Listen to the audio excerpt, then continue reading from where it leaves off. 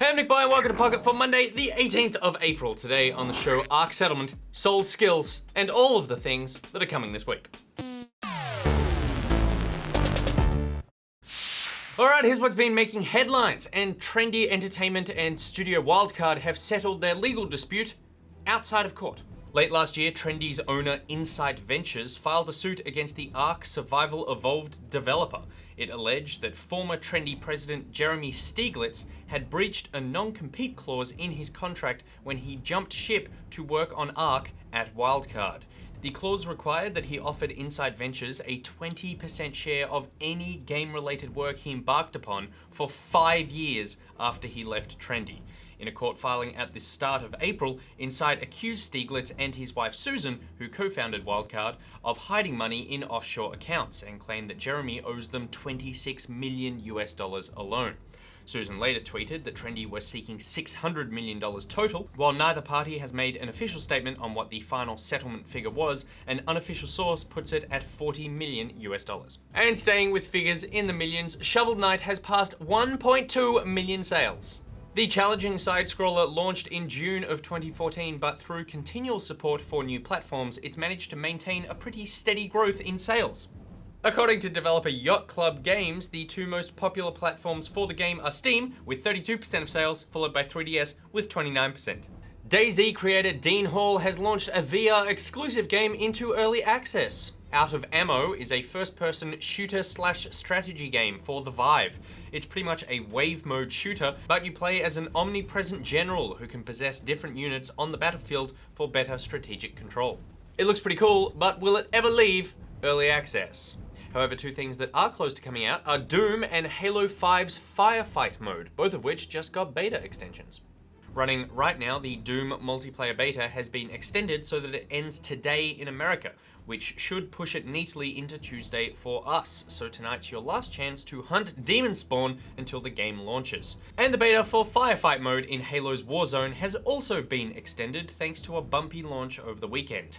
This now comes to an end on the 19th of April in the States, so servers should be up until Wednesday morning here. Alright, moving on, it's now time for Thing of the Day. Roll community-made Thing of the Day titles.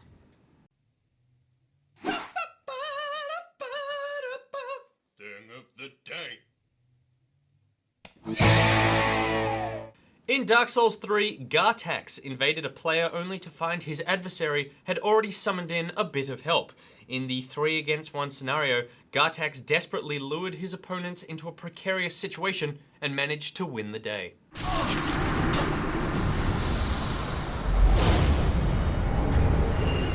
Thing of the Day. Alright, it's This Week in Games time, where I'll be letting you know what's coming out this week in games. And it's a pretty big list this week, so we're actually gonna skip the stats stuff and get right to the juicy list, because there's a lot coming out. So sit back, pour yourself something stiff, and let's do this. Unless you're underage, in which case I want you to sup from the waters of a young coconut, then go to bed.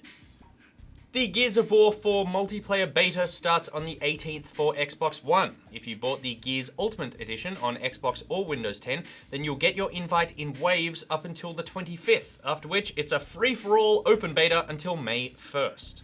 And while you're waiting for your invite to come along, you can check out everything that's coming out on the 19th, including Axiom Verge's long-awaited port to the Vita, Episodes 1 and 2 of the alternate history Al Capone mystery Blues and Bullets on PS4, The Collider 2 on PC, and Koi on PS4, which is a pretty little game about fish which looks as though it could have been made by that game company. But it wasn't. And speaking of games not made by that game company, April 20th has a lot of them. Ice Lakes for PC is the game about withdrawing things from small, cold holes you didn't know you wanted and you're still not sure about, but you'll give it a go because gosh darn it, it looks like they poured their heart and soul into it, doesn't it? Invisible Ink is out on PS4, which I can't recommend highly enough, and Loud on Planet X is headed to PS4, PC, Mac, iOS, and Android, and is a rhythm game crossed with Plants vs. Zombies, and it looks particularly cool. But the 20th of April is not done with you yet, my friends, because you also get IS Defense on PC, which appears to be a mounted turret shooter that escaped arcades in the 90s and has been on the run ever since.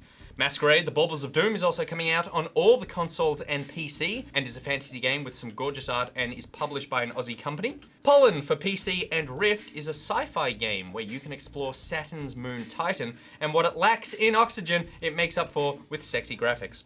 And finally, on the 20th, Ratchet & Clank for PS4, the remake, not remaster, of the original. And rounding out the week, we get 80s sci-fi themed strategy game Mega Magic Wizards of the Neon Age on PC on the 21st, Battlefleet Gothic Armada on PC on the 22nd, and Star Fox Zero on the Wii U on the 23rd. A mere 0 days away from my birthday. And if you're worried about being disappointed by Star Fox, you also get Star Fox Guard, a tower defense game which is included in the bundle or available separately on the eShop. I'm not sure if that eases the disappointment or is in fact the lemon in the open wound of disappointment. I'll take a look at Star Fox next week and let you know what I think through the eyes of a 30-year-old. All right, that's it for today's episode of Pocket. My Pocketeers! Are you 30? Let me know in the comments if your old brain understands how computers work. And while you're on the internet, please suggest a talk through topic for tomorrow and check out Good Game on Facebook, YouTube, and iView. Want to meet fellow Pocketeers? Then join the Pocketeers Facebook group and Steam group. You can follow Good Game on Twitter at GoodGameTV, follow Pocket at NickBoy, at Pierreth, at GG@Monkey, and at Samkey. There are links to everything I just said in the description below. Today's Thing of the Day graphic was made by Mellard Man. If you're a Mellard man or woman and have made a thing, please send it in. Until tomorrow, Nick, bye out.